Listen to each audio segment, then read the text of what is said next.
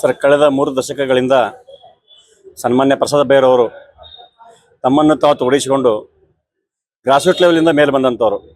ಜಿಲ್ಲಾ ಕಾಂಗ್ರೆಸ್ ಇರ್ಬೋದು, ಯೂತ್ ಕಾಂಗ್ರೆಸ್ ಇರ್ಬೋದು, ರಾಜ್ಯ KPCC ಪ್ರಧಾನ ಕಾರ್ಯದರ್ಶಿಯಾಗಿ ಹಲವಾರು ವಿವಿಧ ಸಂಘಟನೆಗಳಲ್ಲಿ ತಮ್ಮನ್ನು ತಾವು ಗುರುತಿಸಿಕೊಂಡಂಥ ವ್ಯಕ್ತಿ. ಜೊತೆಗೆ ಕಳೆದ 3 ಬಾರಿ ಸತತವಾಗಿ ಹುಬ್ಬಳ್ಳಿ ಪೂರ್ವ ವಿಧಾನಸಭಾ ಕ್ಷೇತ್ರದಿಂದ ದಾಖಲೆ ಮತಗಳಿಂದ ಗೆಲುವು ಸಾಧಿಸಿಕೊಂತ ಬಂದಿದ್ದಾರೆ. ವಿಶೇಷವಾಗಿ ಅವ್ರನ್ನೇ ಯಾಕೆ ಈ ಭಾಗಕ್ಕೆ ಮಂತ್ರಿ ಸ್ಥಾನ ಕೊಡಬೇಕಂತಂದ್ರೆ, ಉತ್ತರ ಕರ್ನಾಟಕ ಭಾಗದಲ್ಲಿ ಇವತ್ತು ಹುಬ್ಬಳ್ಳಿ ಗಂಡು ಮೆಟ್ಟಿನ ಸ್ಥಳ.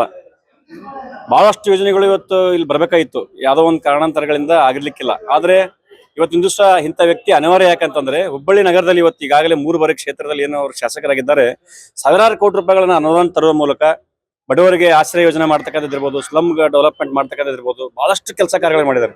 ಅಂಥ ವ್ಯಕ್ತಿ ಕೇವಲ ಪೂರ್ವ ಕ್ಷೇತ್ರಕ್ಕೆ ಸೀಮಿತಗೊಳಿಸದೆ ಉತ್ತರ ಕರ್ನಾಟಕ ಭಾಗಕ್ಕೆ ಅವ್ರನ್ನ ಮಂತ್ರಿಯನ್ನಾಗಿ ನಾವು ನೋಡೋ ಆಸೆ ಭಾಳ ಇಟ್ಕೊಂಡಿದ್ದೇವೆ.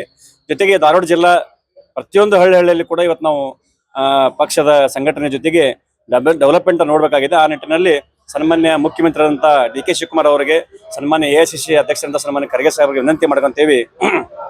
ಧಾರವಾಡ ಜಿಲ್ಲೆಯ ನಾಗರಿಕರ ಪರವಾಗಿ ಅವರನ್ನ ಮಂತ್ರಿಯನ್ನಾಗಿ ಮಾಡ್ಬೇಕಂತೇಳಿ ನಾ ಈ ಮೂಲಕ ವಿನಂತಿ ಮಾಡ್ತೀನಿ.